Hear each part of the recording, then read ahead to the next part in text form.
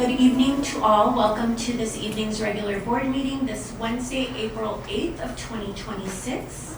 April means it's Arab American Heritage Month, a month to celebrate and recognize the rich culture, history, achievements, and contributions of the nearly 4 million Arab Americans in our United States.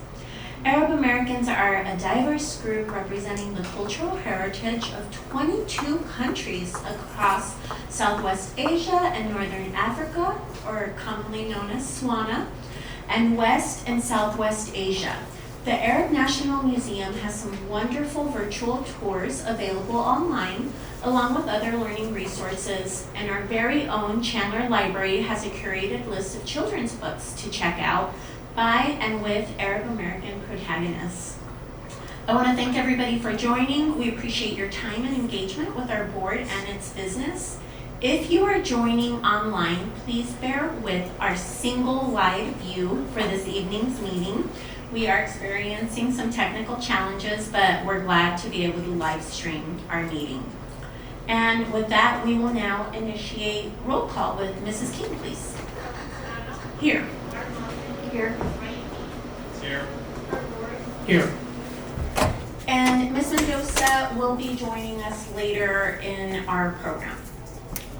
We will now rise for our Pledge of Allegiance and a moment of silence. Tonight's moment of silence, we honor the tragic loss of a high school student who passed away in an accident on Arizona Avenue. Our board extends its heartfelt condolences and support to the family, friends, teachers, and staff impacted during this incredibly difficult time. I pledge allegiance to the flag of the United States of America and to the republic for which it stands, one nation, under God, indivisible, with liberty and justice for all.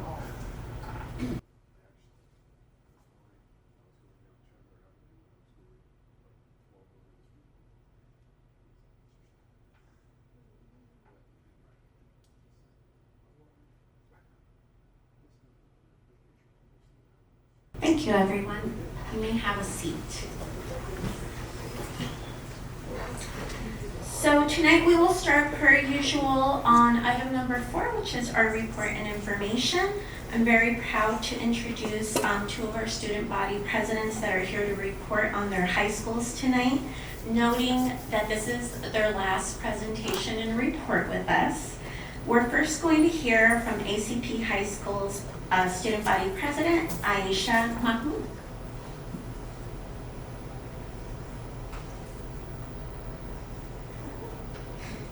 Good evening, Mr. Mayor, DP, board members, and all of CUSD.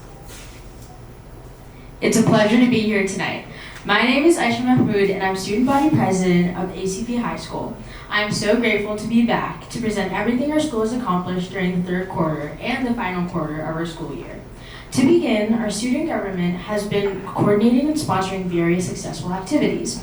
Last time I was here, we were in the midst of our Random Acts of Kindness Week, which was themed You've Got a Friend in Me, following a fan favorite Toy Story. Our council had decorated the entire campus based on this theme in order to help bring the student body into the spirit of RAC Week.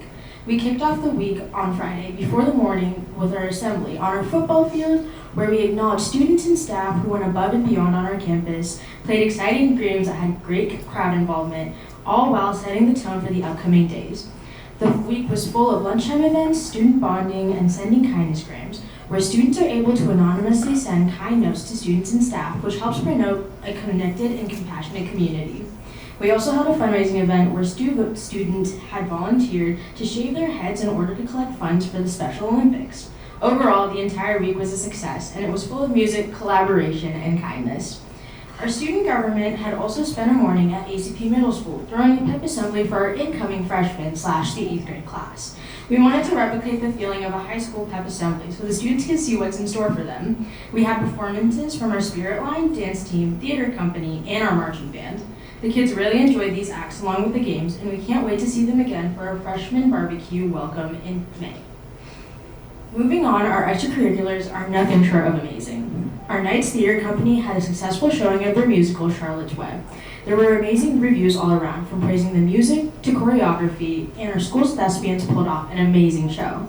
They had also hosted our annual ACP's Got Talent, in which various students were able to sign up to show off their amazing talents, ranging from signing self-written songs, playing various instruments, dancing, and magic. The night was full of entertainment and energy. We began the fourth quarter with ACP's fourth annual dance concert, directed by our dance teacher, Ms. Danis Zezuita. Our dance classes had been preparing for this recital for a week, so it was mesmerizing to see all their hard work come together. It's incredible to see how our school arts programs continue to grow and the talent of our students. National Honor Society had pulled off another amazing Nights in Training, which is an event where clubs reach out to Title I schools through the district to allow first graders to spend a day with high school buddy and engage in fun activities, ranging from science experiments, a petting zoo, club booths showcasing dozens of different opportunities and ideas, and overall it was an amazing day for the first graders and their high school buddies as well. Now, we can't forget about our athletics at ACP. Finishing off our winter season, our boys soccer team had battled their way to the top, being crowned 5A state champions.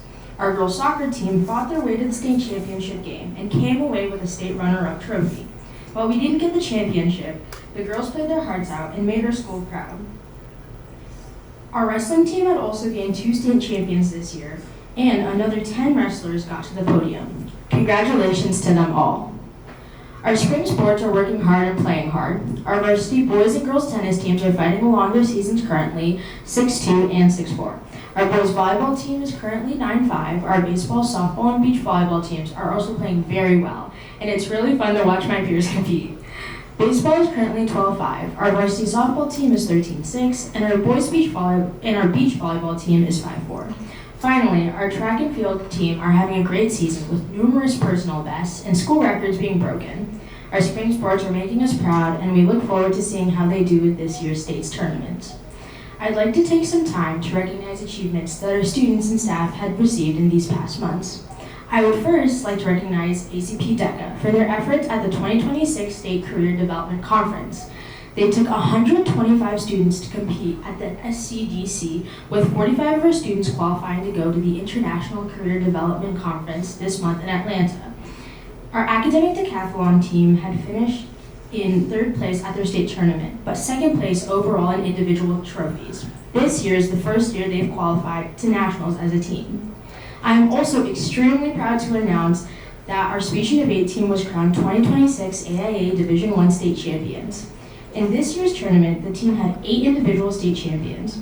This is the team's 6th state title in the last 7 years, which is absolutely wild and an amazing achievement.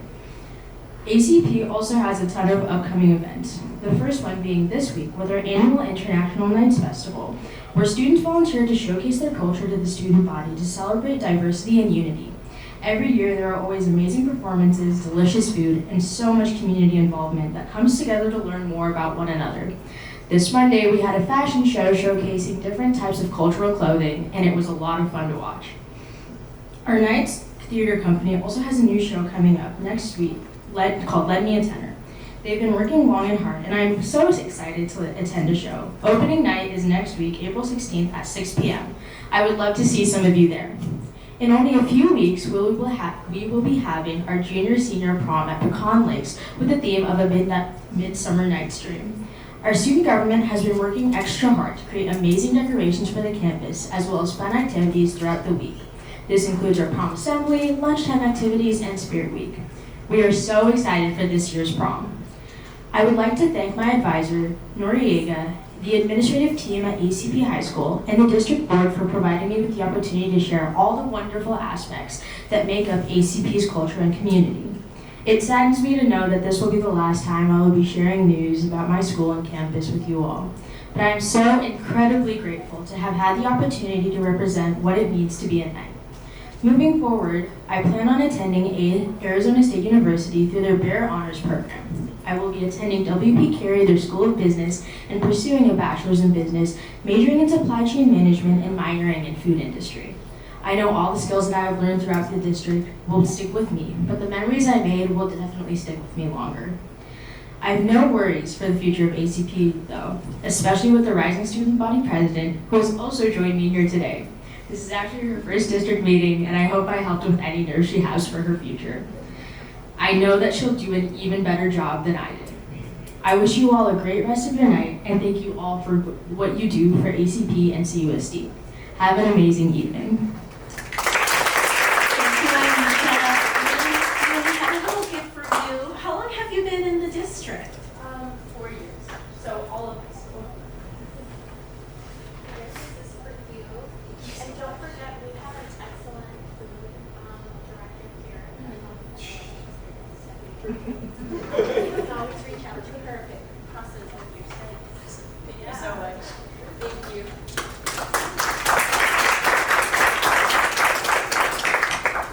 Next, we're going to hop over campuses over here about Basha High, and Student Body President Lizzie Kangas is with us on her last presentation with us as well. What's been going on at Basha?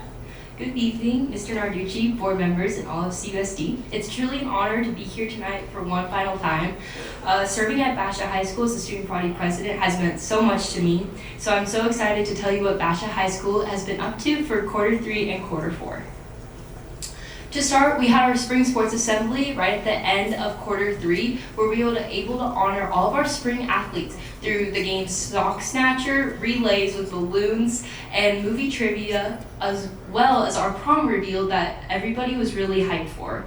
It was so much fun to be able to play the game sock snatcher, where you had to have a pool noodle out of your back and a sock at the top, and people had to run to grab it. It was so much fun because people got prizes after. Then we had our Jackson Lanford Week. So this is where we honor one of our past Basha High School students who passed away from cancer. And every year, student government works with his foundation to honor his scholarship of going into law enforcement, which is what he wanted to do when he grew up. So what we did this year is we did a Soka Senior. So myself and many other senior volunteers were soaked with ice, and it was so much fun, and we raised just over $800 in only 2 days for the Jackson Lanford Foundation. Moving into our sports, our winter sports, I'd like to acknowledge that our boys basketball, girls basketball, boys soccer, and girls soccer all made it to quarterfinals and sadly lost, but they worked so hard, and it was so incredible to see all 4 of them make it to the Final Four. Moving into our spring sports, we had our baseball, who's currently ranked 25th in Arizona, and then we also have softball, keeping the momentum from winter sports and ranked 3rd in Arizona. And then we have our beach volleyball holding a 7-3 record, and our boys volleyball, who just got a recent win against ACP 2-1. Our track and field is also doing very well, and our boys overall score won at Nightmare at the Nest at Highland High School. In other extracurricular events, our Culinary 2 student Gunnar Wiley entered the food styling competition, reflecting his heritage by making a coconut, pineapple, and mango tart inspired by his family's heritage. This was placed into a competition that was all over the country, and he is the only person from Arizona to actually win from Arizona, and he earned 3rd place overall. Upcoming, we have prom. Student government has been working really hard on our prom events, and our theme is Starry Nights on April 18th at Salt River Fields at Talking Stick. There will be plenty of food, live music from a jazz band, dancing, photo booth, and lots of food as well, for a fun night under the stars. We also just had our dance recital program themed Wizard of Oz, No Place Like Home, and they put in so much effort, and it was such a talented performance from all of the dance program at Basha High School. I would also like to invite all of you to our upcoming SpongeBob musical presented by Basha Drama. It is on April 20th, 22nd through the 24th at 6 p.m. and they put so much work and hours into it. It is going to be incredible. Upcoming events, we have our Senior Sunset on May 15th at 5 p.m. on the Riggs Field. Student government has been working hard to put together food trucks and just a fun time for seniors to be together one last time before we leave our high school journey. And then we also have our Teacher Appreciation Week, where we'll be able to honor all of our staff at Basha High School and show them that we appreciate them. So as as we come to an end, I just want to thank all of you for this opportunity to serve at Basha High School and to be the student body president. In my future, I'm going to be attending ASU, and I will be going to the nursing program, hoping to attend to become a PA, a physician's assistant. So thank you all so much for this opportunity, and it will be with me forever. So thank you and have a wonderful evening.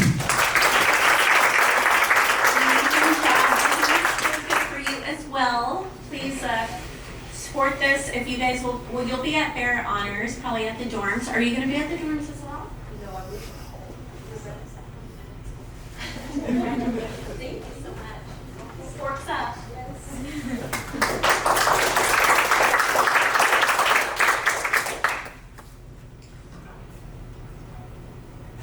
All right. So we will continue on with our agenda for this evening, moving over to item 4.02, and that is checking in with our superintendent to see if we have any correspondence.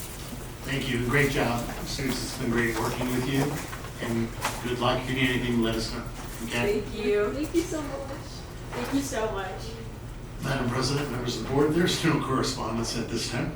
All right. Then that moves us to 4.03, superintendent current events.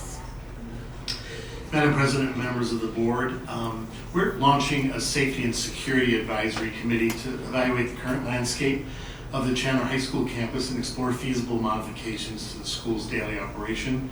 CHS students currently have the option to leave campus during their lunch periods. That's been historic to that campus for quite a bit of time. Through committee work, we're looking to evaluate the future of the practice among other possibilities.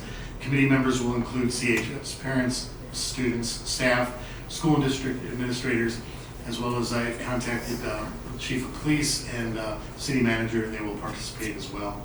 While the open lunch practice at Chandler High School is deeply rooted in tradition, supported by generations of families, this group serves as a proactive step towards honoring the school's unique history while ensuring the campus safety remains our absolute priority. So we'll be looking at recommendations from this committee.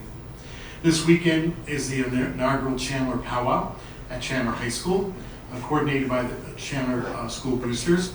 The grand entrance of this event occurs at 1 p.m., but doors officially open at 11 a.m. and will go until the evening. And so there will be performances by Native American groups and clubs from around the district and community, as well as vendors and food. We hope you can attend this free showcase of Native American culture in Chandler and within our own CUSD. July is going to be here before we know it, so please save the date for the annual Operation Back to School event where students in Chandler and the Chandler district can get backpacks and other school supplies. This event will take place on Saturday, July 11th at Compass Christian Church from 8 to 11 a.m. School in CUSD starts. Sorry kids, if you're listening to this, I know we're not even out of this year, but we start you all start July 15th. So get ready for that, and the backpack drive, like I said, if you keep that on your calendars, that is going to be Saturday, July 11th at Compass Christian Church. Today was a special day for many of us at Hartford Elementary School. We celebrated the beginning of the school rebuild. Hartford Sylvia and Cenas Elementary is the oldest elementary school in CUSD, built in 1957. Thank you to our governing board, our community, and voters for supporting this wonderful bond project. Here's a quick video recap of today's festivities that just happened this morning.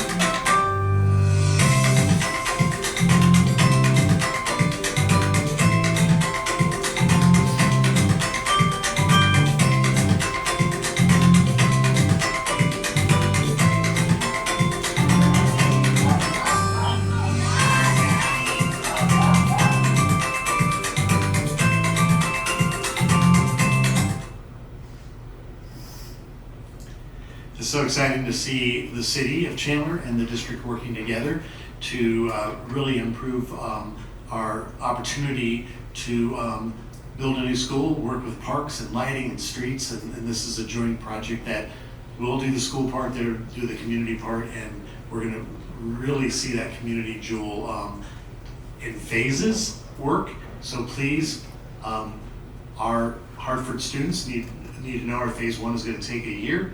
So phase 1 will be done by July of 2027. It's hard to believe that, but phase 1 will be done then. During a recent meeting, the Chandler City Council celebrated CUSD schools for their creativity, their passion, and innovation during February's Chandler Innovation Fair. We also want to recognize the winners of the Arizona Science and Engineering Fair. Our kids just did amazing. In the senior division this year, we had 9 student projects qualify for the International Science and Engineering Fair. This represents 60% of the International Fair nominees for Arizona. CUSD students are pretty smart and they show what they do best. And so that's 60% of everyone representing Arizona will come from Chandler Unified High Schools. Thank you, board members, for attending the Anderson Elementary A+ School of Excellence ceremony. The good news is you have 4 more to go to, and they're coming up. Board, we hope you can attend those as well. We know you're invited to a lot of things and very busy, but it seems like the whole audience cheers up when they see your support there. Again, 6 CUSD schools earned this prestigious honor simultaneously, which is an incredible accomplishment, and I believe the most we've had in one school year. We would also like to take a moment to recognize a good deed by 2 CUSD bus drivers and a CUSD Tarwater parent, showing our students an example of collaboration, compassion, and making a difference. As Jade Cunningham explains how Sun Valley second graders received an unexpected lesson on teamwork. March 25th was a big day for second graders at Chandler Unified School District. Kids are great. They were excited. They were ready to go. It was their school field trip to Shamrock Farms to learn about life on the farm. I was really excited about it, to spend the afternoon with my daughter in her class. We didn't know what to expect. They just knew there were cows, and they were really excited to see the farm and tractors and things like that. But the biggest lesson of the day came unexpectedly when bus drivers Michael Randall and Doug Rogers saw something in need of help. So I look over to check to my right, and I see something in the canal. I thought it was a deer. My first thought, it looked like a coyote. I didn't know, and I looked again. Then I heard the kids say, "It's a dog, it's a dog, it's a dog." Me and one of the teachers, without it was like an unspoken eye contact. And I literally looked at her and I said, "It looks like we're gonna go save a dog." Save the dog! Save the dog! Which is exactly what Randall did. Does it surprise me that he would have jumped up? No, not at all. Not at all. Once off the bus, he saw the dog exhausted and in distress, stuck in the canal. Every time I would go one way, the dog would go away from me. Chaperone Julia Valenti sprung in to help. In my opinion, she's kind of the hero because she literally just jumped into action. The dog was sort of frozen in the middle, in between us, and I thought, all right, here we go. So I took off my socks and my shoes.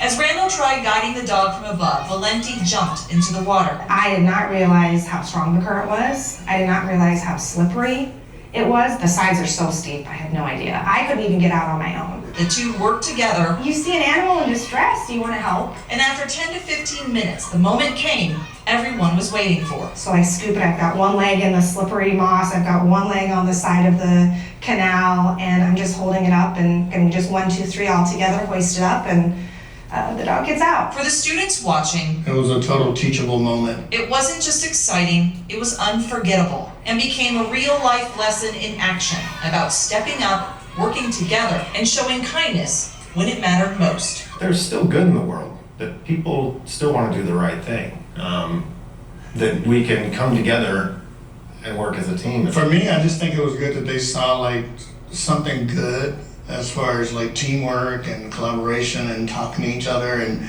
working out a situation. It wasn't just a lesson for the students, but also for the adults. Rogers tells me he hopes it'll inspire students to jump in if something or someone is in need of help. In Chandler, Jay Cunningham, 12 News.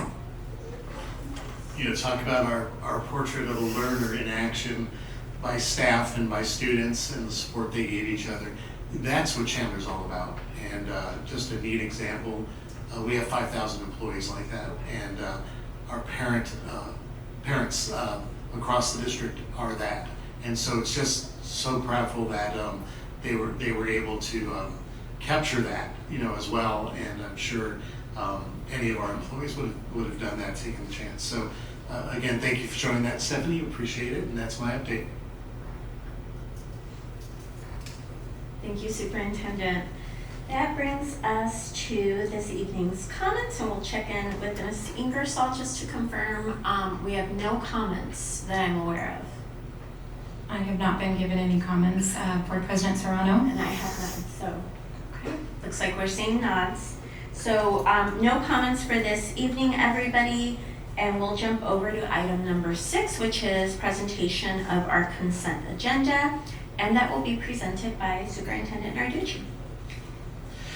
Madam President and members of the board, I present the consent agenda for approval as printed and as published. Thank you, Superintendent. Do I have a motion on the presented consent agenda?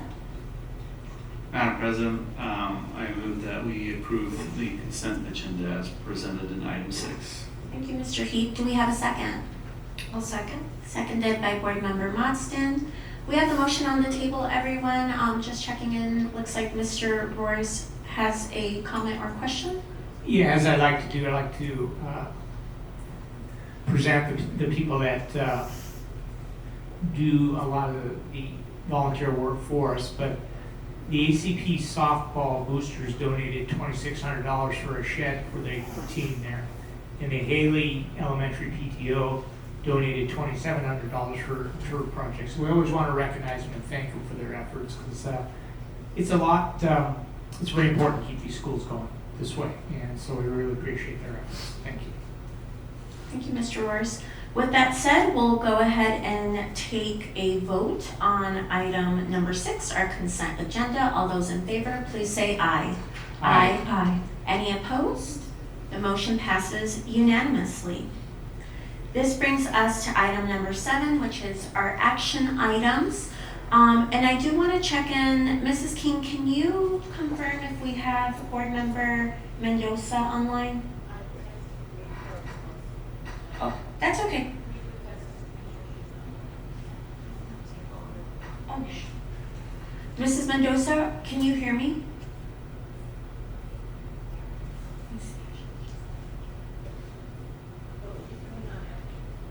Okay. All right. Well, we have arrived to our action items. We will start with item number 7.01, designating a CUSD representative. And Superintendent Narducci, you'll be presenting this. Madam President, members of the board, we would recommend designating Mrs. Lanaberry as the board's representative for negotiations, settlement discussions, and in Apache Junction et al. Versus East Valley Institute of Technology, CV 2025 -63885. Thank you, Superintendent Narducci. Do we have a motion on item 7.01?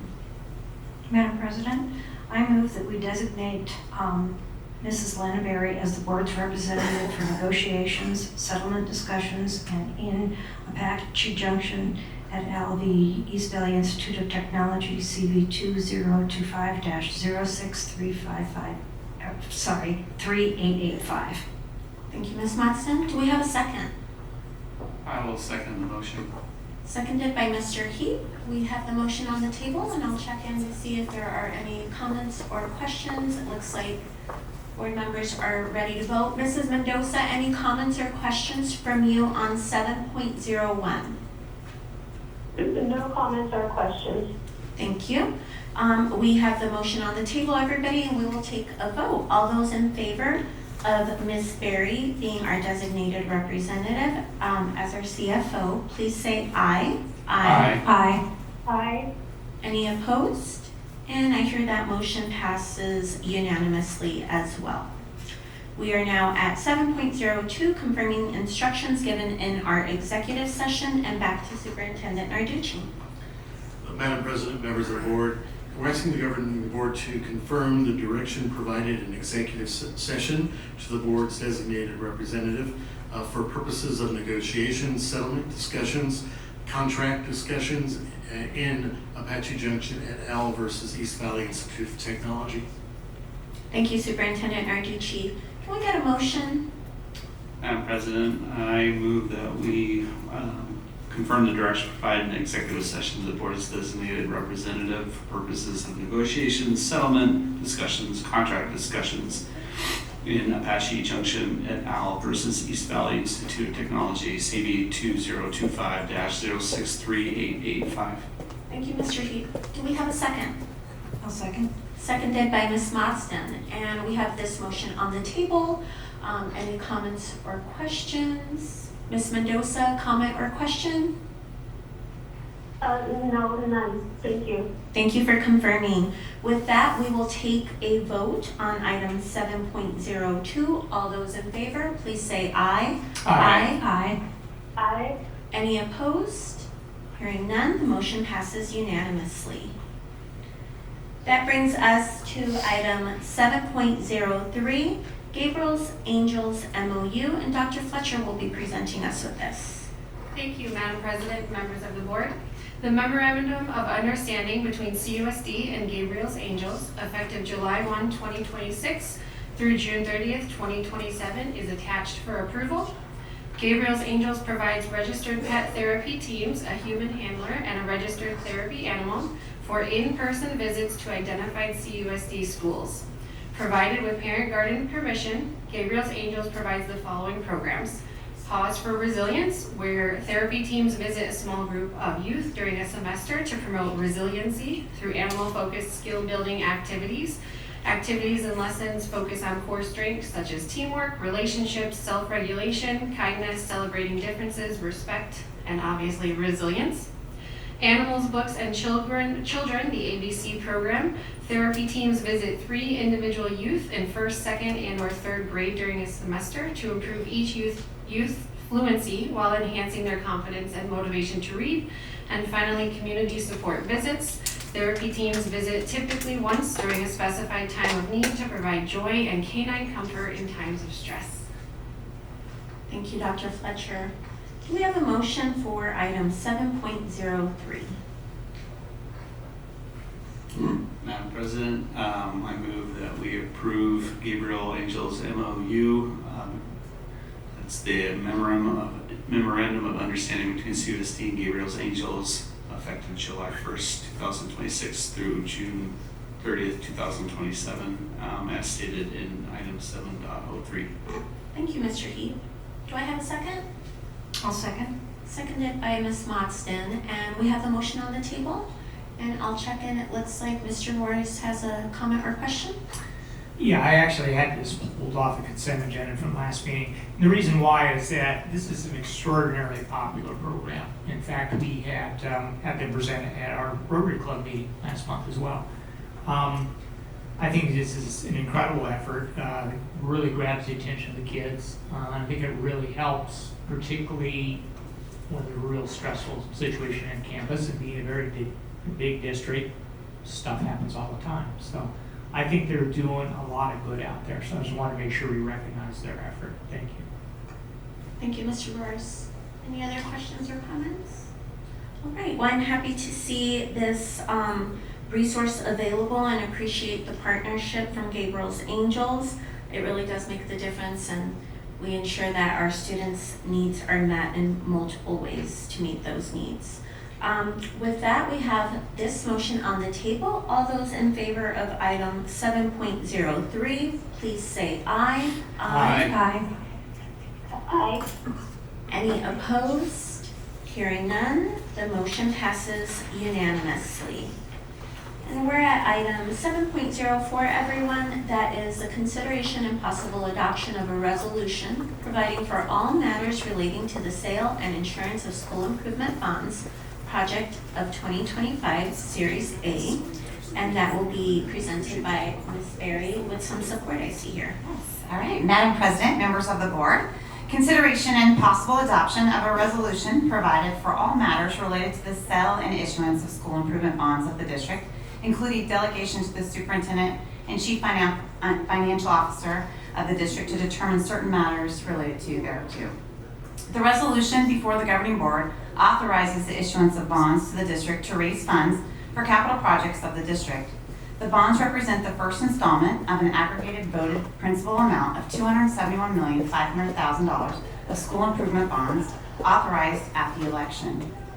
Proceeds from the sale of the bonds will be used to finance improvements and renovations to school facilities, including security enhancements, acquisition of land, and new construction, purchase furniture, equipment, and technology for instructional purposes, purchase pupil transportation vehicles, and pay the cost of issuing the bonds. Remember, those are the 4 specific things listed in the voter pamphlet. The resolution authorizes the district administration to move forward with the steps needed to execute the bond transaction. The board's approval puts the district in a position to execute the transaction when the timing is right, considering the district's needs for the project dollars and the conditions in the tax-exempt bond market. At the time the district is ready to sell the bonds, the professional finance team will analyze the market conditions and work with the district administration to execute the transaction in a manner that will minimize the district's bond interest cost. District administration recommends flexibility at this time as we work to meet the district's needs for project funds and determine an appropriate time to sell the bonds. And now at times, I'm going to talk to you and give a little bit of kudos to Grant Hamill. He has been with our district for 3 decades, which is pretty impressive. He has put us in great financial shape for years and has just been a really great ally to us and a great partner for our school district. And we're in great financial shape because of him. Ken Treka, and am I saying that right? That last I always is a partner, also helps us as we're getting ready, when we're putting our bond packages together. He's been instrumental in helping us to determine our tax rates, when is the best time, how much should we put together in the package to not impact our taxpayers, to try to keep it as minimal as possible and as flat as possible, because we know that a lot of times taxpayers have, people are on fixed incomes, our community members are, and so we want to make sure that that tax rate doesn't go up or down significantly, because that impacts them. And so again, both have been instrumental and with our district as a great partner for a lot of years. So I'm going to turn it over to them. They're going to do a short presentation and answer some questions that you might have about the upcoming sale. Thank you so much, Lana, for that introduction. President Serrano. Oh, I'm sorry. I think the mic might be off. I'm sorry. There we go. Thanks, folks. Thank you, Lana, for that introduction. President Serrano, members of the board, Superintendent Narducci, as always, it's a pleasure to be here before you this evening to talk about the inaugural sale of bonds from the district's November of 2025 bond election. And I'm joined, as Lana said, by my colleague, Ken Sharevka. And we look forward to going through this presentation and really responding to any questions that the board has regarding the process of issuing these bonds. You'll notice on the cover page that we refer to these bonds as the Project of 2025, Series A 2026. And I just wanted to mention, in case there's any confusion, we always reference the Project of 2025 as referencing the year in which the bond election passed. And then for this first sale, we're designating this sale as Series A 2026. That suggests, as Lana alluded to, that there will be future offerings associated with the bond election. We're not quite sure when those will be, but those will be designated as Series B, Series C, and so forth. And we always like to start these bond presentations to talk a little bit about, well, what is the district's current legal bonding capacity? As a unified school district, the district's bonding capacity is the greater of 20% of net full cash assessed value, or $1,500 per student based upon the last fiscal year. And as you can see from this table, we do those computations, we subtract what is currently outstanding as far as district indebtedness, and you'll see that the current bonding capacity for the district is a little over $983 million. And this is a schedule that's very important, as Lana alluded to, this is a reflection of the district property tax rate over a 10-year history. And we've color-coded these bar charts to show the three primary components of your tax rate. We've got reflected the district's primary tax rate, which is reflected in orange, and then we have two secondary tax rates. One that relates to the district's current override that is in place, and the second secondary tax rate has to do with bonds, and that is the blue portion of these bars. And you'll notice on the right-hand side, the current bond tax rate is approximately $1 per $100 assessed value. And you can look at this chart and obviously see that over the last 10 years, the combined tax rate of the district has been steadily going down. That's a combination of a couple things. One, managing the amount of debt that's issued by the district, and also the growth in the district's assessed valuation. So it's trending in the right direction.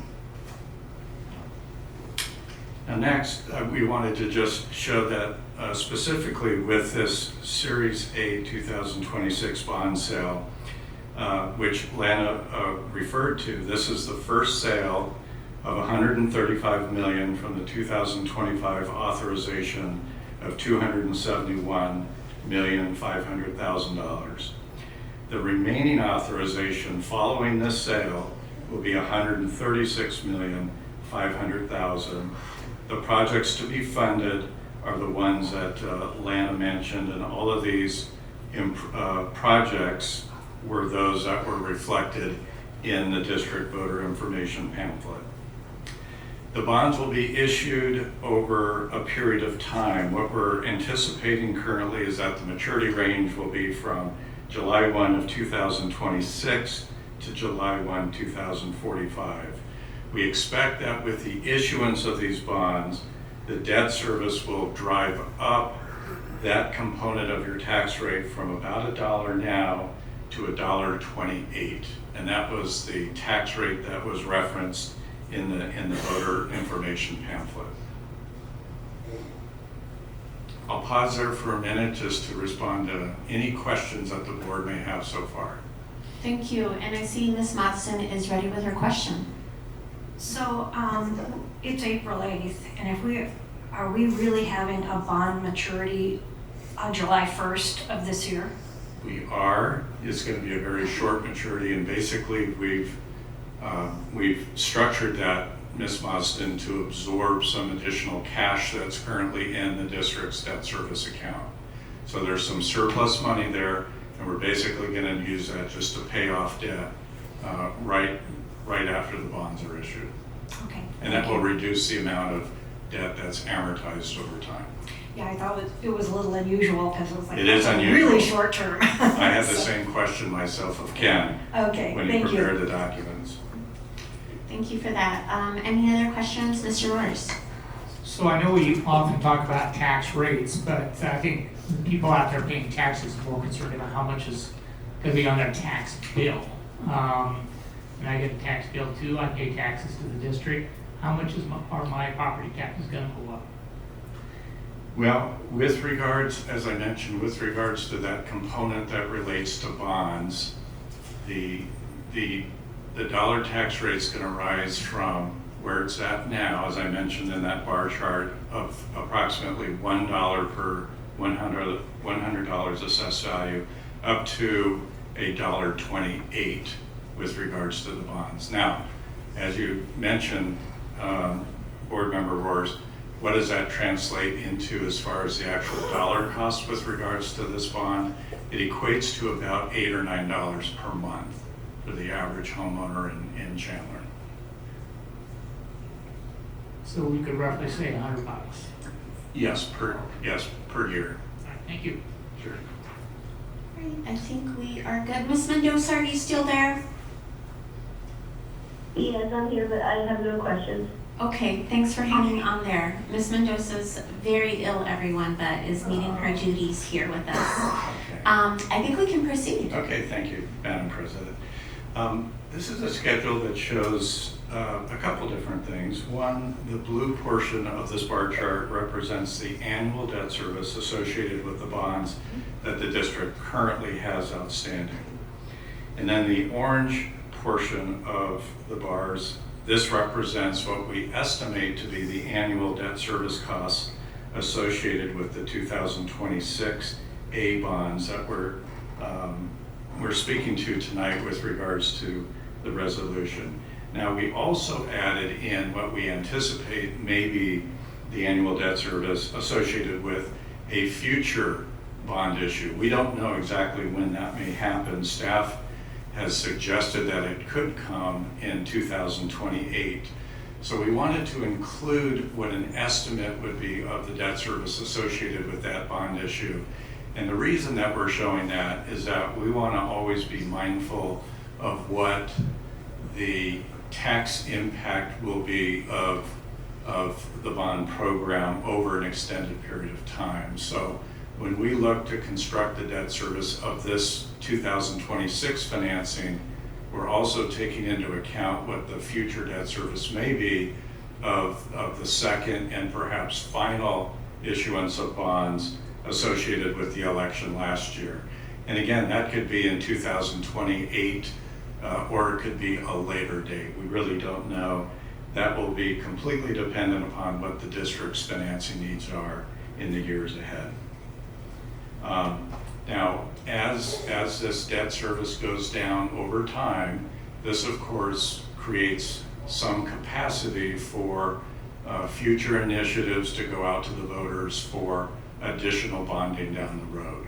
We have no idea when that might be, but as debt service is retired from existing and this bond issue, then there will be capacity generated for future voter initiatives that the district board may elect to pursue. Now, the one thing we wanted to touch upon are the district's credit ratings. The district board, staff, citizenry should be very proud of the fact that the district has the highest credit ratings that are available in the country, and that is AAA ratings from both Moody's and Fitch. These are the two of the three national credit rating agencies that assign ratings to tax-exempt municipal bonds. And of course, the highest credit ratings, that translates into the lowest interest cost when the bonds are offered. Now you may say, well, how did the district achieve the highest credit ratings? We identify a number of the strengths. I'll just mention a few. The district has capably managed expenditures to match enrollment losses to maintain its very strong financial position. The district, thanks to its excellent CFO and CFOs of the past, have generated and maintained strong fund balances and liquidity levels. So the rating agencies understand the fact that the bonds are payable from a tax on your assessed valuation, but they also appreciate and give credit to high fund balances that are maintained by the districts, because that provides liquidity, it provides flexibility, especially in an environment where the ADM may be trending down as it is at this district and many other districts in Arizona. So again, that's a real tribute to the staff for maintaining that. And also, there's a very strong and stable management team that also includes the board, of course, but it also relates to the great management of the district by the superintendent and the CFO and to senior staff. So we certainly expect at this time that we're going to maintain those AAA ratings, but we have not met with the rating agencies yet with regards to this bond sale. And of course, staff will keep the board apprised of the results of those conversations that we expect to have in the next few weeks. And we wanted to show this. This is a graph of tax-exempt interest rates over the previous 12 months. And what this line represents is the yield of a AAA rated bond that matures in 10 years.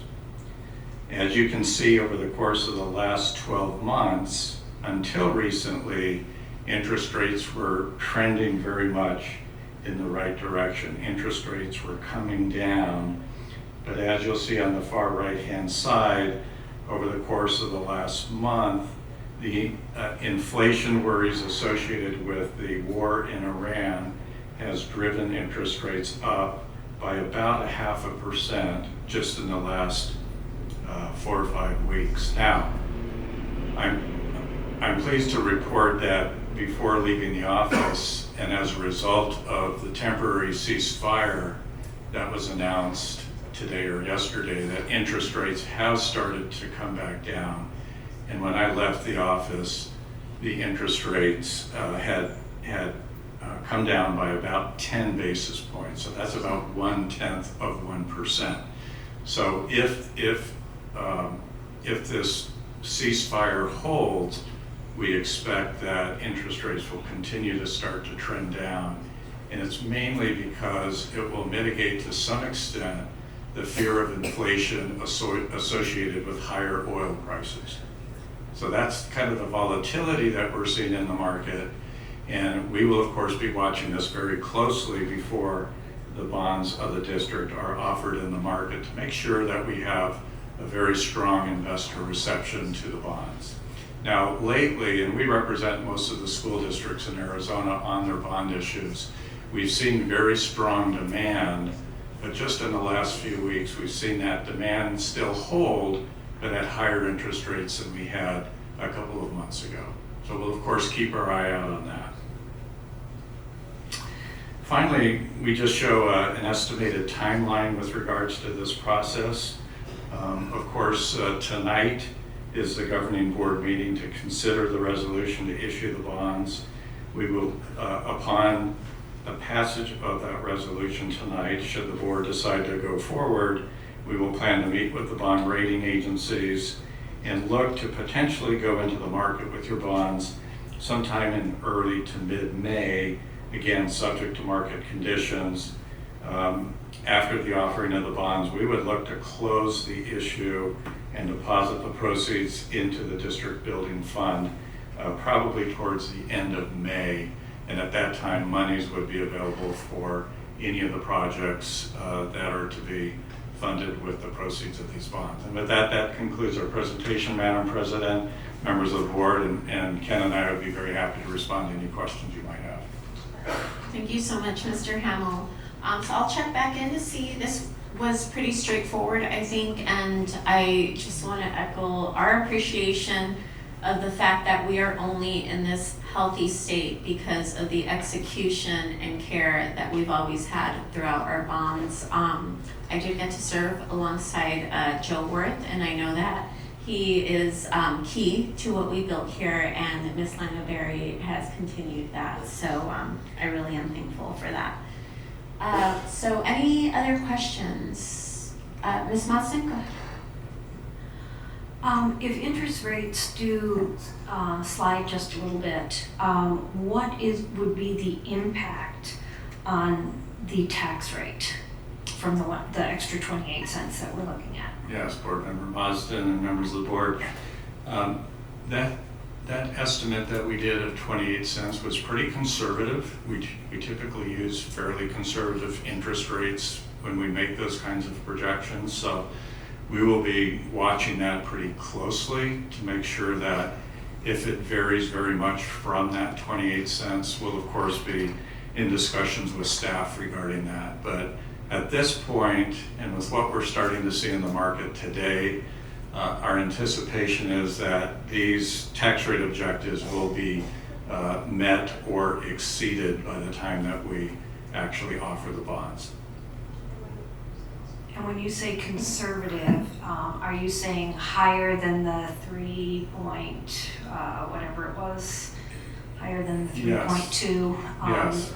Is what your estimate is? Yes, Board Member Boston, members of the board, yeah, that's exactly right. By being conservative, if the district today could borrow in the market at around 3.5% on average, by being conservative, we may utilize a 4% rate in making those projections, or a 4.25% rate. So we always want to be more conservative in what we're representing to the board. And that's also true when the voter information pamphlet was put together back in November, that we would always look to always be either at or below what the tax rate was that was represented to the district voters at that time.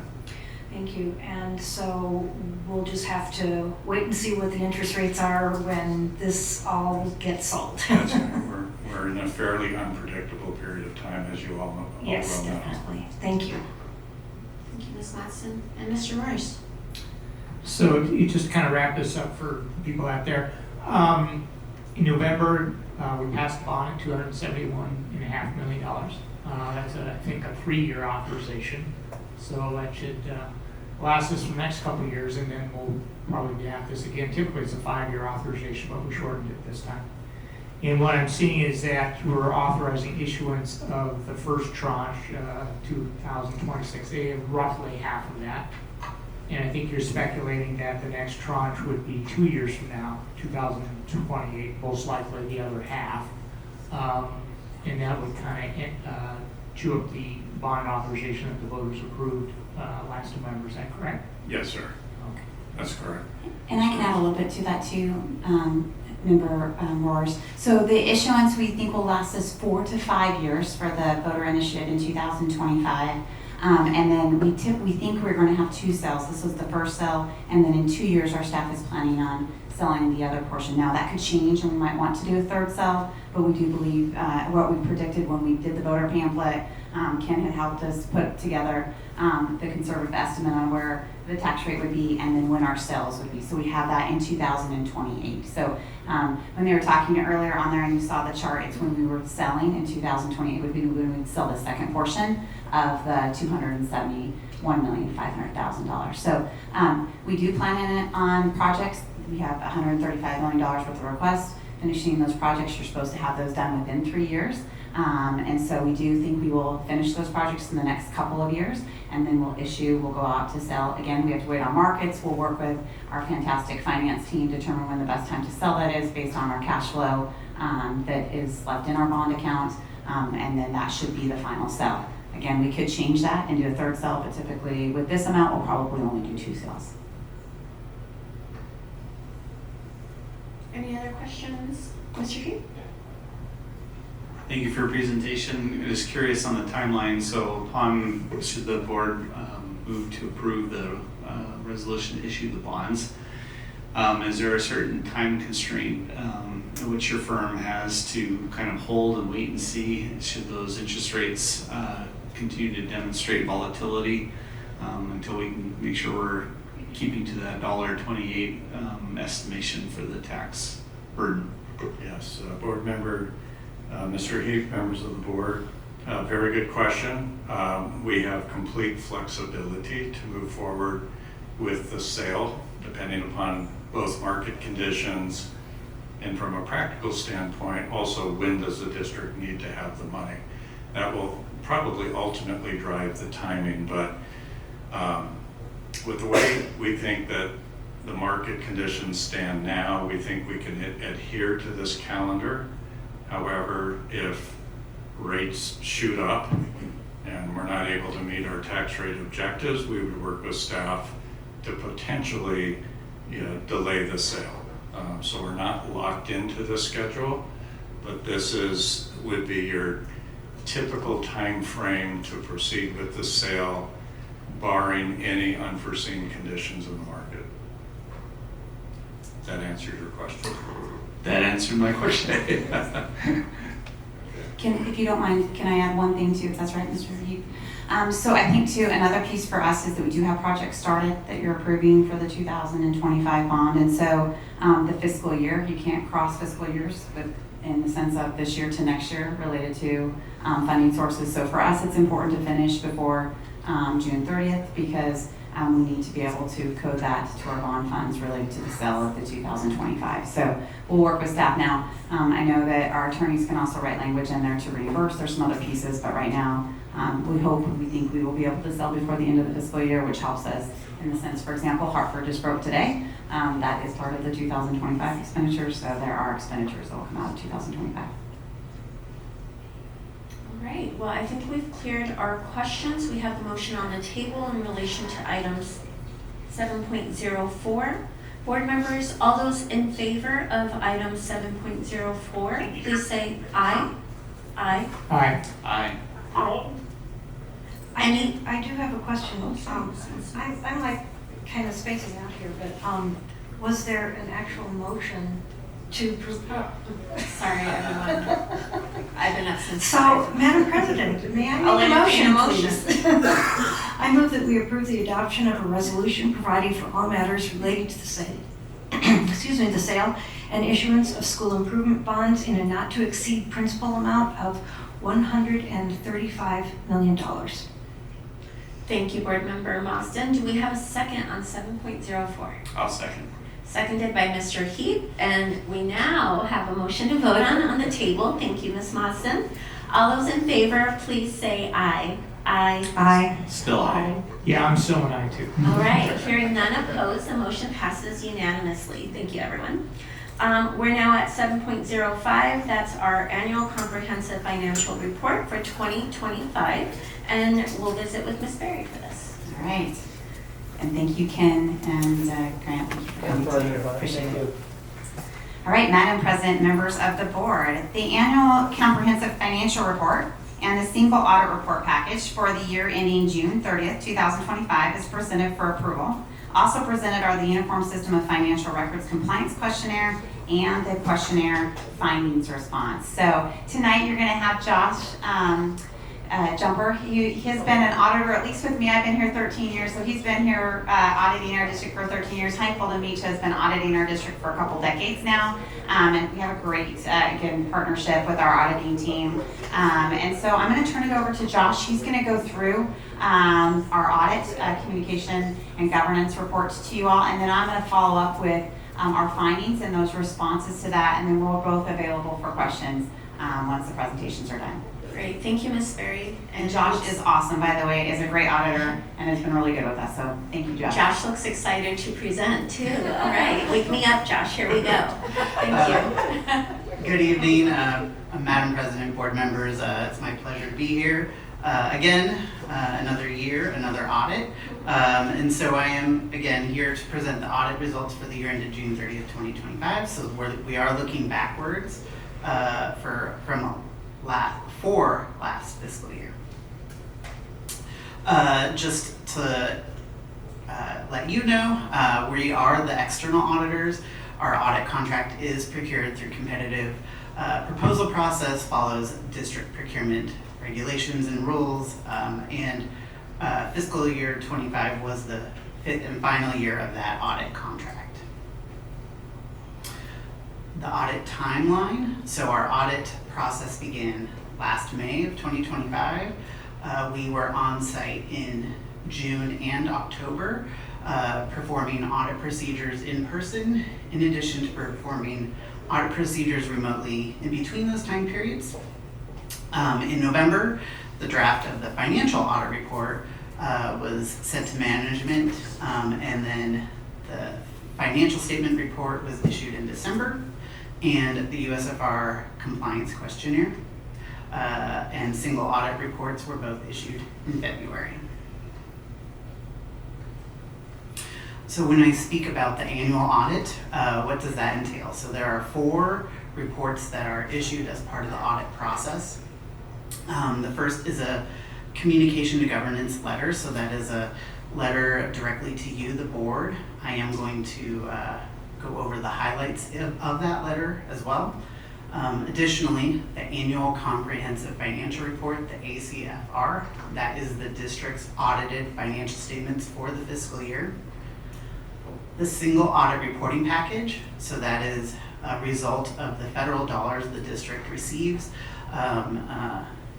The single audit is required to be issued to the federal government each year, reporting on the spending of those federal monies.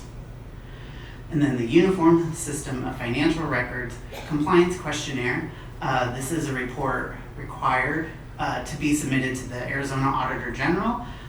They supply the questionnaire each year, and it is our job as the external auditors to go through that and ensure we can answer each question, then report it back to them. The scope of audit services, so we follow lots of rules and regulations, government auditing standards, uniform guidance, which is federal rules, and then generally accepted auditing standards. And then again, to answer the Uniform System of Financial Records, USFR Compliance Questionnaire.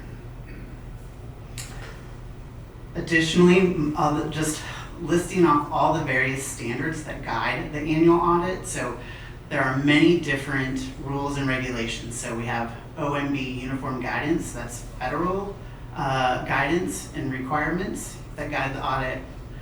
Governmental Accounting Standard Boards, that's financial requirements for governments. Statement of Auditing Standards, so as auditors, there's several standards we have to follow that guide our audits and our procedures. And then more specifically, there's specific government auditing standards. So audits that are done of governments have additional requirements that we follow at Heinfeld Beach. So just delineating the responsibilities of us, the external auditors, and district management. So as part of the audit process, each year we have fraud communications, inquiries regarding fraud and knowledge of fraud and non-compliance with various members of management, including a board member each year, other employees. That's standard audit practice, but the annual audit is not geared to find fraud, but if fraud is found during an audit, we incorporate it into the audit. But ultimately, the responsibility of fraud rests with district management and the board. Additionally, our audit is designed to provide reasonable but not absolute assurance, and that the financial statements that are issued that do have an audit opinion are still the responsibility of the district management. So, starting on district results. So, pleased to report that there were, over the course of the audit, there were no audit adjustments to the district's accounting records to ensure a clean audit opinion.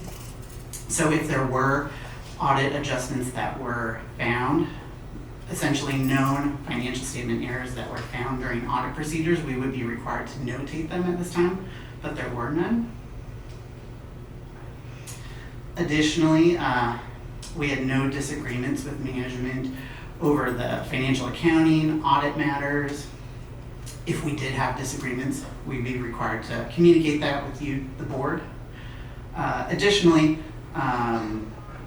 we have an engagement letter that's signed at the beginning of the audit that delineates responsibilities, and then a representation letter signed at the end of the audit process, which the district signs and provides authorization that the audit is, everything has been submitted to the auditors as required, and the audit opinion can be issued. So the annual comprehensive financial report, very large report. The independent auditor's report was an unmodified opinion. So that's accounting lingo. In non-technical accounting terms, the district received a clean audit opinion, which is the desirable audit opinion to receive, but the technical term is an unmodified opinion. I don't plan to particularly go through any of these pages in particular, but just notating the highlights of the different sections of the report in the annual comprehensive financial report, ACFR. The single audit reporting package, again, this is the reporting of the schedule of expenditure of federal awards, so the federal dollars the district receives. There were no material weaknesses in internal controls noted. We did notate and report one significant deficiency related to a Title I eligibility, worksheet issue, which I believe Ms. Berry will touch on in a moment. The major federal programs that were the focus of our audit procedures this past year were Title I, Special Education Cluster, and supporting effective instruction state grants. So those specific federal grants that the district had and expended monies on. And then finally, USFR, the Uniform System of Financial Records. So this is approximately 170 questionnaire that we are required to fill out and answer yes or no for each question. It entails a host of different district operations, mainly focusing on financial operations, but not solely, including governing board management procedures, accounting records, cash and revenue, reporting, procurement, student attendance, travel, credit cards, information technology, transportation. There's a host of different operations and departments that we work with each year to ensure we can answer the questions yes or no. There were a few questions answered no. I believe Ms. Berry will touch on those and the responses to those as well. That's my prepared remarks. Please, I'll take a pause if you have any questions for me at this time. Otherwise, I'll pass it to Ms. Berry. Any questions from our board? Ms. Mendoza? No questions. All right, I think we'll go back to Ms. Berry. Thank you so much, Josh. Appreciate it. All right. Well, Madam President, members of the board. All right, so you got to hear a little bit about the annual financial reports. A couple things I want to talk about are the compliance questionnaires. So Josh's team comes on board for about 2 weeks in the summer and then comes back in the fall to finish up our audit. It's a pretty comprehensive audit, and so their team works on site to review and go through the comprehensive compliance questionnaire. And there are findings within those. And I always think audits are really good because you take a look at what are you doing, your best practices, and then how can you improve. There are a couple different findings, and so I wanted to talk about each of those. There's 5. The first one is related to the budget. Our budget is required to be posted in a notification on the Arizona Department of Education's website. Now, when I first started 26 years ago, we had to post it in the newspaper certain days ahead of time on a certain size with a certain font. They do not require us to do that anymore, but you have to post a link on the Department of Education's website. And you do that with your proposed budget and the adopted budget, but then when you revise your budget. So in December, the link or the file to upload to say that your budget was not posted until the 14th when we presented on the 11th. So that's just an oversight. So there just needs to be 2 sets of eyes to make sure that gets the little link and upload gets done on that piece. But you need to upload it. The documents are still there. It's the revision of the budget, but it is formality, and you still need to post that. So that was one finding that we had. Again, district oversight, double check on that just to make sure it gets done, and it gets done 10 days prior. The second finding was on student attendance reporting. This one was related to our elementary and our junior high students. So they reviewed 5 of 15 elementary and junior high students that were reviewed for partial day attendance. Absences were reported incorrectly, resulting in a net overstatement of absences. So absences don't impact our funding, but you still have to report them correctly according to the Uniform System of Financial Records. So it used to, when I first started, for the first handful of years, attendance actually impacted how much you got for average daily membership. So there was a rate, if you were underneath a certain percent, back then it was 93%, then you got impacted and they reduced how much money you got. Then they got rid of that, and so now we don't get impacted by it, but it is used for a lot of different things at the state and the state superintendent's report, so it is reported in. Now, it is a calculation. So, for example, if you have a kindergarten student who comes, they're only funded actually at halftime, they come a certain period of the day and are gone for half the day, your registrar has to go in and manually calculate how much time they're there and what that absence should be. And if you're off by that, if you calculate a half a day and it was only supposed to be 0.25, then you get a finding for that. So we have 49 registers, and they have to manually put that in. We do have some findings on that. So again, they go in, there's a calculator chart that they have, and what we're learning as those positions turn over, just constant training in those categories, because they have to go in, use the calculator, and go back out and manually input. When somebody comes in, like you have a dentist appointment, and you come in at 9:14, does that mean you're off for a quarter of a day, 3/4 of a day, full day, depending on if it's half day, full day, those kind of things. So calculation of that doesn't impact finances, but you're still supposed to have that accurate. And I think almost everyone in the state gets that finding, right? I mean, there might be a couple that are perfect at it, but not too many.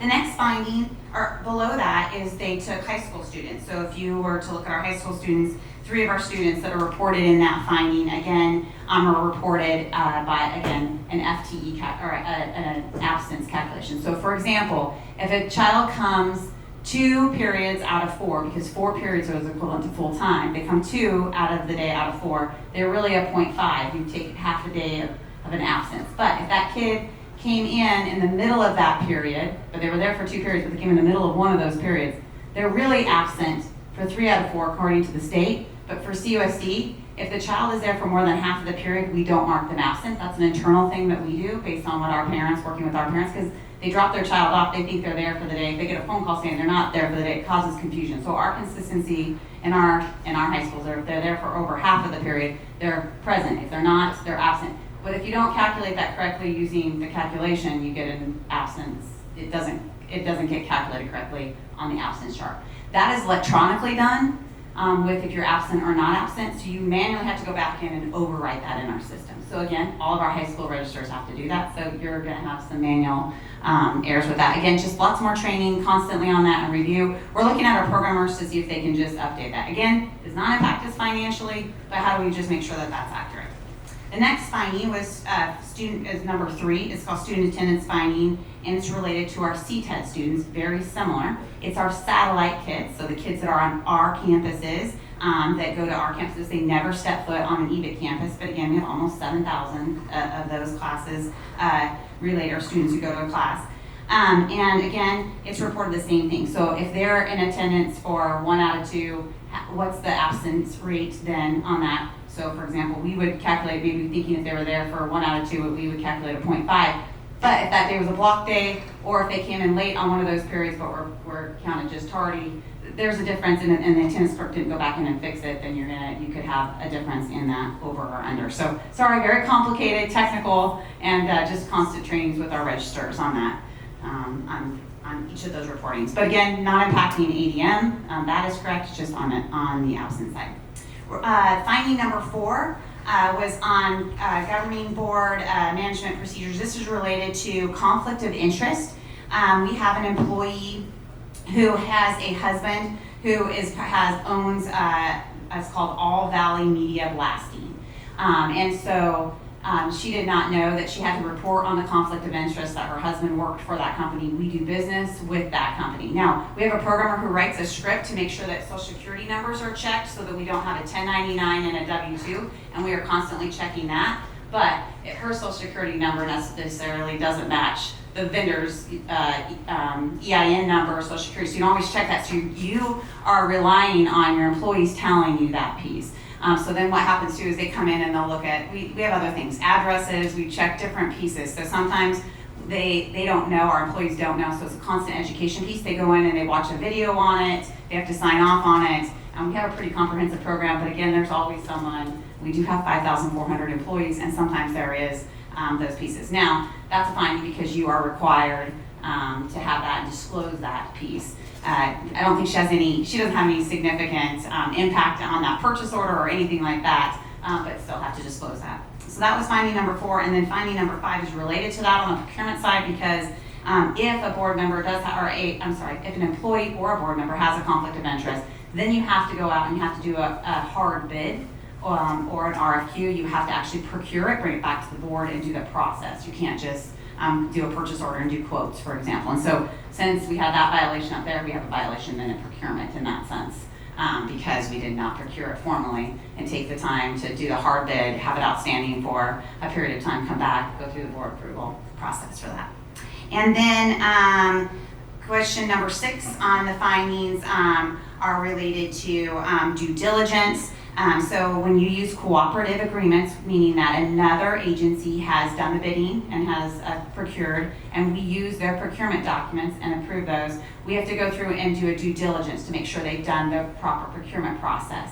We do that, and what we found though in our audit was just the documentation of all of the part where we showed that we did the due diligence. So we did do the due diligence, but however, we have to show in our paperwork that we did all the proper steps. And so it's just change of like documenting it and I think formalizing it and then scanning it and getting that process in there. You can see that our staff did it, had approval of it, but 2 of our contractors just not the proper documentation that supports the backing of that. So again, just cleaning up our procedure in that and documenting it. But we did have the procedures in place, nothing was wrong with there, but we just need to make sure we have an exact paper trail, really, that's now on the computer for those due diligence. So those are the 6 USFR compliance questionnaire. That's actually a really good audit. Very proud of our team. Heather Caviar and Lauren Randall are the 2 leaders who do majority of that, but again, they still have to get help from a number of our leaders up here.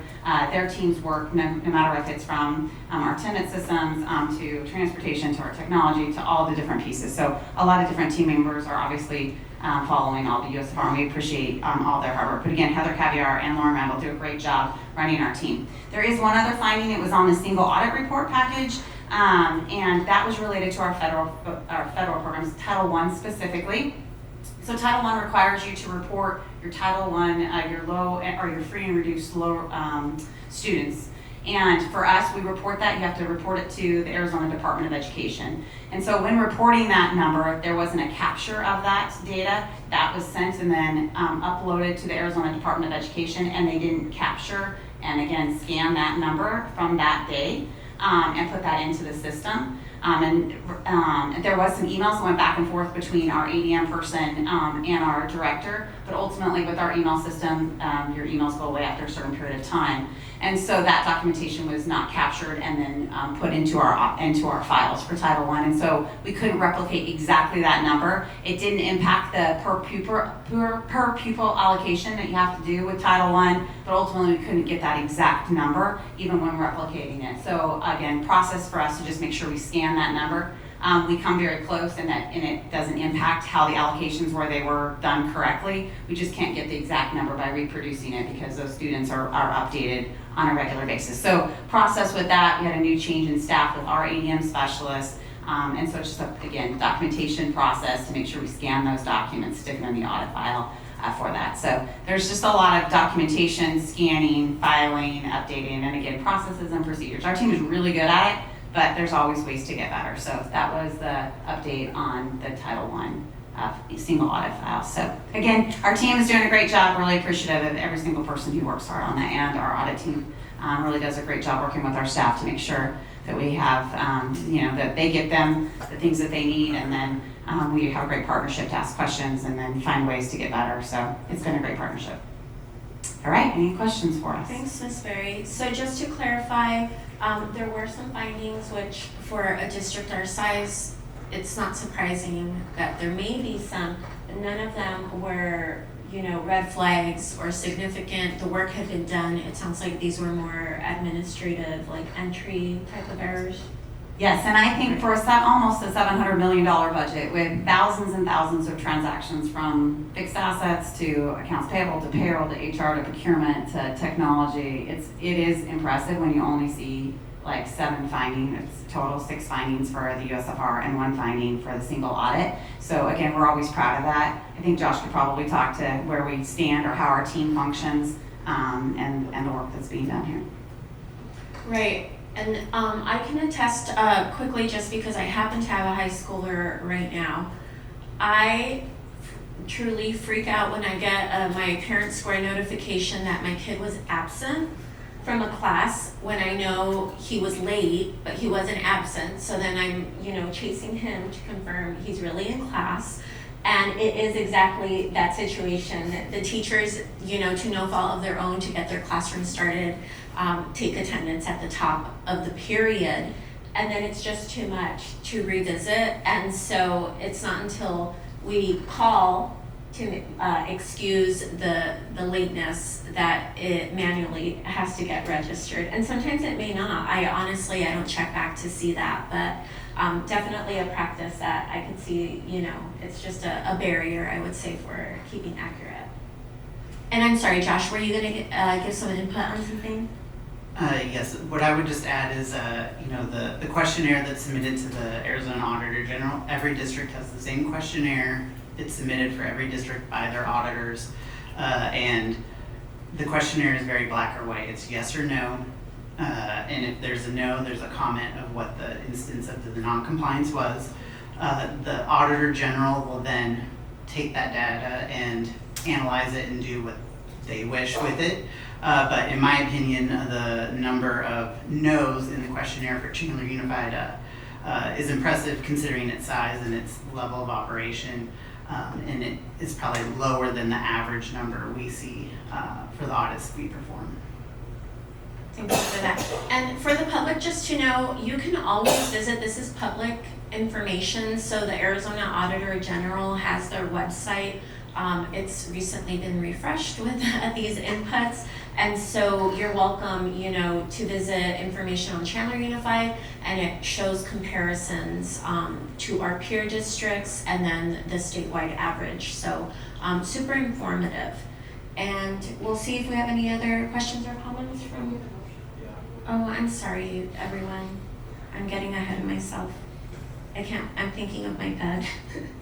All right, let's see. We are discussing item 7.05, and I apologize for opening discussion prior to the motion, but let's get a motion on the table on 7.05.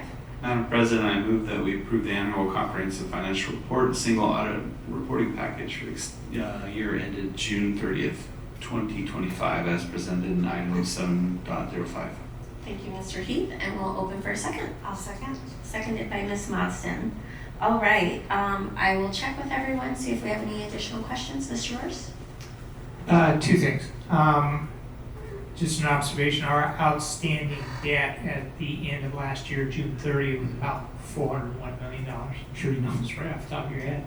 And we just added another 135 authorization now. So our outstanding debt by the time we sell all those bonds should be about $536 million. Is that correct? No, No, thank you for that. Actually, we accrue our principal and interest during the year and then make a payment on July 1st. So I think what you saw earlier on the presentation from Stiefel, our current outstanding is $344,810 currently, plus then our new issuance of that piece. So there's principal and interest related to that. So that's because you made a payment on July 1st? Okay. Yes. Well, thank you. Yes, So you're welcome. What was the number again?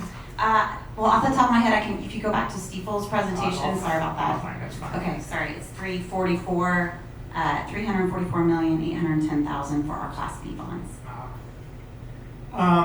The other thing I was kind of leading through the report here, where we're talking. One thing that's always interests me is the reserve calculation, which was in there, and the Auditor General told us how to calculate that. And hopefully everybody's doing the same thing, but it's not there anymore. So did I miss it? I went through it twice.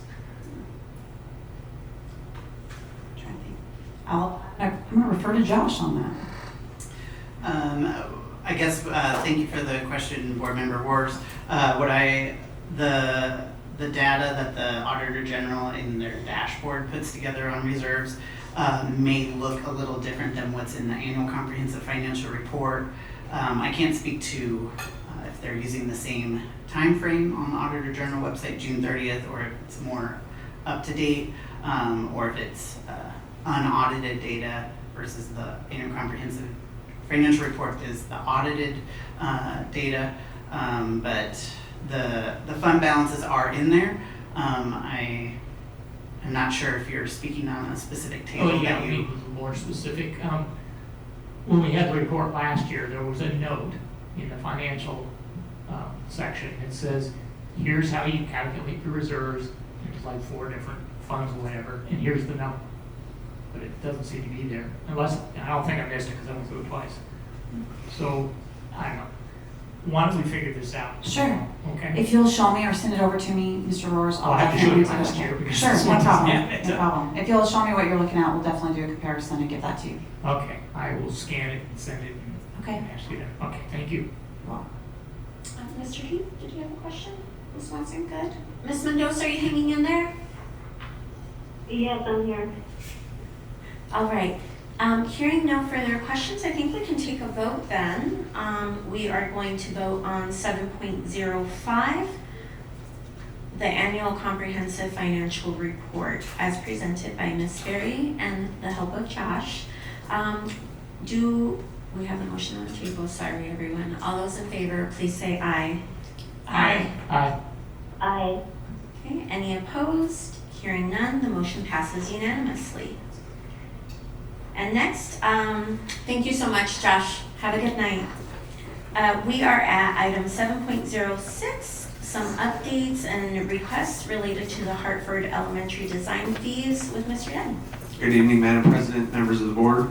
On September 13th, 2023, the governing board approved Orcott Winslow via 1 GPA contract 23-18P-09 in the amount of $1,730,160 for the design of the new Hartford Elementary School. District is requesting an increase of $400,000 to cover related design services, including traffic impact study, on-site civil design, building energy performance, food service design, special systems design, structural special inspections, and ground percolation testing. Approval of the use of the cooperative contract is for the procurement method only and does not oblige the district to expend funds or guarantee any level of purchasing. Any expenditures made utilizing this cooperative contract remain subject to budget availability, approval thresholds under district policy and Arizona law. Recommend approval for the increase of $400,000 for estimated expenditures utilizing 1 GPA contract 23-18P-09. Thank you for that, Mr. Dunn. Let's get a motion on the table, folks. Madam President, I move to approve for an increase of $400,000 for estimated expenditures utilizing 1 GPA contract 23-18P-09 for Hartford Elementary design fees. Thank you, Ms. Monson. Do we have a second? I'll second. Seconded by Mr. Heath, and we'll open up to discussion. Mr. Heath? Mr. Dunn, I was not here on the board when that 1 GPA was approved. Can you offer some comments as to, I mean, I see the bullet points, but Sure.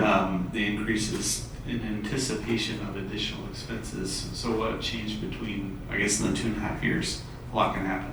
Yeah, a lot has happened, yes. So the original agreement of the 1.7 is for your basic design of architectural and consultants, and the consultants at that time would be your mechanical, your electrical, and your plumbing engineers. And then from there, once the design is in schematic, then they bring on further consultants. And then we meet with the city of Chandler, and they, in this case, required a traffic impact study. We then work with the civil design for all of our drainage, food service design. We have to have a kitchen consultant come on after the architect has engaged our community. We have a schematic design to know what type of kitchen we're designing. So you bring on these other services as the design process furthers. Thank you. You're welcome. Any other questions or comments? Yeah. Mr. Morris? Kind of had the same question. So these are all add-ons, kind of after the fact, because other entities required them or something? Correct. Oh, and just the process itself, up front, we don't know what the city might require or what the design might entail to know what other services would be required or what the amounts would be typically. That's really the issue, is the amount. So they were unanticipated, I guess? No, they're anticipated. This is a part of your normal design process. We just don't know the amounts up You front. don't know the amounts? Correct. So once we accumulate them, then we bring them to you one time. Oh, okay. So can we put an estimate in next time, or? We certainly could. Yeah, just so we know that there's Yeah. another $500,000 coming. Absolutely. Okay, thank you. You're welcome. Ms. Nelson, do you have any questions? All right, well, I'm excited to continue with our progress on the rebuild of Hartford Elementary. We will take a vote, board members, on item 7.06. All those in favor, please say aye. Aye. Aye. Aye. Any opposed? Hearing none, the item passes unanimously. And that brings us to our last action item, everyone. 7.07 is the SAVE contract 33-23-27. That's screen printing banners, graphic wraps, embroidery, and award letters, presented by Ms. Berry. Great. Madam President, members of the board, requesting governing board approval for $300,000 for SAVE contract 33-23-27, screen printing, banners, graphic wraps, embroidery, and award letters awarded to MC Square Wraps, Marty's Trophies and Awards, Game One, and Think Pro for projects at various sites for the remaining of the 25-26 fiscal year. The total amount spent district-wide to date for this fiscal year is $224,501. While the amount falls within the district's delegation of authority threshold of $250,000 and did not require prior governing board approval, the requested amount will cause the total expenditures to exceed that threshold. The due diligence for this cooperative has been reviewed by the purchasing department and is in compliance with the Arizona School District procurement rules. Approval of the use of the cooperative contract is for the procurement method only and does not obligate the district to expend funds or guarantee any level of purchasing. Any expenditures made utilizing this cooperative contract remain subject to budget availability and applicable approval thresholds under district policy and Arizona law. We're recommending the motion to recommend approval for an increase of $75,499 for the total estimate expenditures of $300,000 utilizing SAVE contract 33-23-27 for the remaining of the 25-26 fiscal year. Now, I just want to kind of remind you again, when we get to those thresholds, we come back to the board for approval. As we approved a lot of the projects that are coming up, and as people are awarded, or additional dollars come in from boosters, or we have amounts that we spend, those thresholds go up for a lot of those projects. So just coming back to the board for approval since we're going over $250,000. Thank you, Ms. Berry. Let's get a motion on the table. Madam President, I motion that we approve the increase of $75,499 to the total estimated expenditures of $300,000 utilizing SAVE contract 33-23-27 for the remainder of the 2025-26 fiscal year. Thank you, Mr. Heath. Do we have a second? I'll second. Seconded by Board Member Marsden. With the motion on the table, I'll just check in to see if we have any questions for Ms. Berry. Mr. Royce? So I just want to make sure, I think I know what the answer is, but this would be all the banners and stuff, see at football games or events and all this other stuff, including, the big paper thing that the football players bust through and destroy every time that we can't reuse, I guess. So is that what that is all for? Mr. Roars, great question. Actually, a lot of those items are bought by the boosters, but a lot of these are like the wraps. When you go into our schools, you'll see the wraps that are at the schools right now that are on doors or other places. They're related to trophies, they're related to our big scoreboards or things that are actually district purchased. But capital items all come through the district, so if the booster has to buy an actual capital item, and it's required to come back through the district. We have 195 boosters, if you can imagine that, and all capital items have to go through us. But supply items or consumable things go through the boosters. They are able to purchase through our Chandler School boosters. But most of these are things that are more expensive. It's wrapping some of our vehicles, our doors, it's trophy pieces, it's signage, it's different things that we have throughout that are capital items or that we have that are usually longer than a year. Okay, and that big, inflatable pool that the Perry guys run through and okay. Or Yes. is that the boosters? That one, I think because it's capital on, but some of the ones that are like the paper stuff that they run through, there's different things. But the big, I think that one is a capital item, the blow up, the inflatable one, yes. Oh, okay. Unless it was bought years ago before we made sure that the money was coming back through. Okay. No, Mike knows. He probably purchased some of those items. It was more recent. Okay, I thought I'd inject a little levity here. Great question. Everybody up. Okay. All right, I think we're clear and excited to keep supporting these banners and more. So all those in favor of item 7.07, please say aye. Aye. Aye. Aye. Aye. Any opposed? Hearing none, the motion passes unanimously. This brings us to tonight's agenda item number 8, information items, and we have 8.01, science curriculum specifically for 7th grade, the open side ed, presented by Dr. Edgar. President Serrano, members of the board, Open Science is an open educational resource providing high-quality science education materials for K-12 students. These standards-aligned curriculum include unit and lesson plans, student videos, simulation library, and on-demand teacher support. While the curriculum is free of charge, consumable and non-consumable items will be purchased to further support students in a hands-on learning environment. The total cost for materials is $177,421.86, including estimated tax, shipping, and processing. In accordance with ARS 15-721, the curriculum will be placed on display for the 60-day review period for comment at the Melinda Romero Instructional Resource Center starting April 9th, 2026. After the 60-day review period for public comments, the curriculum will be presented for approval. Thank you, Dr. Edgar.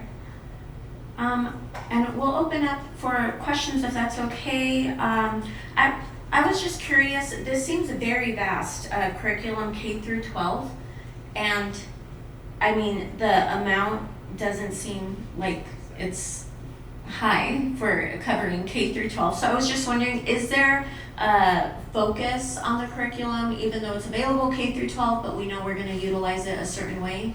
Yes, so this is actually just for 7th grade, which is why Oh, the yeah, cost is so that's minimal. right. But we have it in 6th grade. We rolled it out in 6th grade this year. 7th grade will continue to 8th grade in the future year. Okay, thank you for that. Any other questions from our board members? Ms. Monson? Is this just for 1 year for 7th grade then? Or is it also for the 6th grade consumable? Because you said consumables and non-consumables. So obviously there's going to be an ongoing and a non-ongoing for the non-consumables. So could you explain all that? Yes, the dollar amount right here is for consumables because this is an open education resource, which means it's free. So the actual textbook or the teacher pieces, the student editions is open education, but this is just for the consumables for the actual labs. So this will be an ongoing charge for every year to make sure that there are the labs and the consumables for the labs. Okay, because our item here says consumable and non-consumable items will be purchased to further support student hands-on learning experience. So clarification is it's only consumables at this point. I should revise what I was saying, consumables, but a non-consumable item would be like a Bunsen burner that we need for, and that would be the non-consumable piece. Okay, so the amount should be less the following year because you'll be able to reuse those type things. Yes, you are correct. Great, thank you. Any questions, Mr. All right, perfect. So we will see this on a future agenda item for approval. And that brings us to our CUSD board agenda roadmap. As we all heard, we've been celebrating our A+ celebrations, so those will continue over the next couple of weeks, everyone. The 17th, we will be at Navarrete. A reminder about Saturday's inaugural powwow that we will be celebrating here. And then leading into the end of the month, we'll be back here on April 22nd to hear some updates on workforce development, followed by some more A+ celebrations over at Conley and Knox Gifted Academy. And then we'll arrive to May, which is our last month of the school year, graduations, celebrations, will continue to keep us busy. So let's wrap up tonight's meeting with our board member current events, and we'll start with you, Mr. Heath. Thank you, Madam President. Just keep it short. Thank you to the district for inviting me to the Hartford Elementary groundbreaking. I feel like I'm going to an event where I don't deserve any credit or honor, and it's wonderful to participate in those. Also, just wanted to offer a shout out to the principal at Rice Elementary, Ms. Matthews. She's retiring this year, and she's still hosting the hygiene kit drive that they did last year in partnership with the church I belong to, and it's just a fantastic way to help our community members that use the Chandler Care Center. So I'm excited about that. Thank you for sharing, Mr. Heath. Mr. Roars? Yeah, I'll try and keep it short too, but the Hartford thing this morning was fun. We did the hard hats and the shovels and the whole deal. It was a lot of fun. On Monday we had a dinner here, the School Board Coalition dinner. This is where we bring school board members from all over the valley, the East Valley area. It's good to see these people. I don't know if most people realize we all know each other, and we all face similar issues, and it's really good to sit and talk with them every once in a while. So, and the superintendent's coming as well. So I think it's a really great dinner. I appreciate you hosting that. This Saturday, County Fair. Yeah. And we have our Future Farmers in America people, particularly out of Chandler High School, is well organized here. But we'll be seeing the judging of the bulls and the beef and the chickens and the goats and what else we got there? Rabbits and a whole bunch. It's a lot of fun. So if you can get out there this weekend, that would be really great. Yeah. Well, there's stuff to step on. Yeah, you wear your boots. So we're really looking forward to that. Hey, Ms. Mustin. I will echo the fun part of going to Hartford, Sylvia, and Encinas for the groundbreaking, and also went to the A+ award ceremony at Anderson Elementary, and it was really great to see how excited the kids were and the staff was, and it was a great day. Additionally, I really do like the East Valley Consortium that we had here on Monday, because it does allow us to network with other boards in the East Valley and really kind of share some of the experiences that we are all encountering. So it was a good meeting that night. So thank you. Thanks, Ms. Watson. Ms. Mendoza, I selfishly want you to get better and don't want you to use up your voice, but I'm still going to check in to see if you had anything to share. No, I don't. I'm sad that I had to miss some of these events, but I was definitely there in spirit.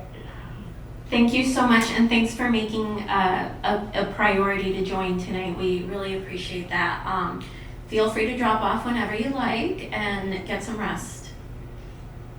Thank you. Good night. Good night. All right, well, I just wanted to share, we talked about our last meeting, the required testing, mandatory testing that was coming up. We are halfway through that, so halfway through mandatory state testing time for our freshmen and juniors this week. Congratulations to our freshmen who wrapped up today, 2 straight days of testing. Juniors have completed day 1 for themselves, 1 more to go. So I hope everybody gets some good rest for our last day of testing tomorrow at our high schools. I also wanted to share, we have been learning about our new grad tracker. That is now out and released for some of us. You can find directions to access the parent or guardian portal through our Infinite Campus to review your student's grad tracker. Because this is new to all of us, you'll also see that we're welcoming feedback. So you can test out the system and let us know what you think by April 30th. There's a short 6-question Google form that we'd love to hear from you about. Or if that's not convenient, feel free to email or give us a call and just let our CUSD counseling department know how that experience is going. I'll just echo, I hope to see our community out this Saturday at our Chandler's inaugural powwow. There will be a lot of fun and performances that we get to be part of. And then echoing Superintendent Narducci's introduction of preparing for our Operation Back to School again this July 11th, please visit the website. You will start seeing opportunities to support with your voluntary time and donations coming. I have been doing Operation Back to School for a handful of years now, and I have attended other similar back to school events throughout the Valley. And I have to say, gosh, we're outstanding. It's extraordinary the amount of resources and support that we provide at our Operation Back to School. It's not just about the backpacks, the haircuts make all the difference, the shoes, undergarments, and I'm just astonished at what our community accomplishes through this effort. So if you've never experienced it, please seek out a way to get involved. There's many ways, and we really appreciate the continued support for our students. All right, folks, with that, I think we will adjourn. Everyone have a good night, and we'll see you back here at the end of the month.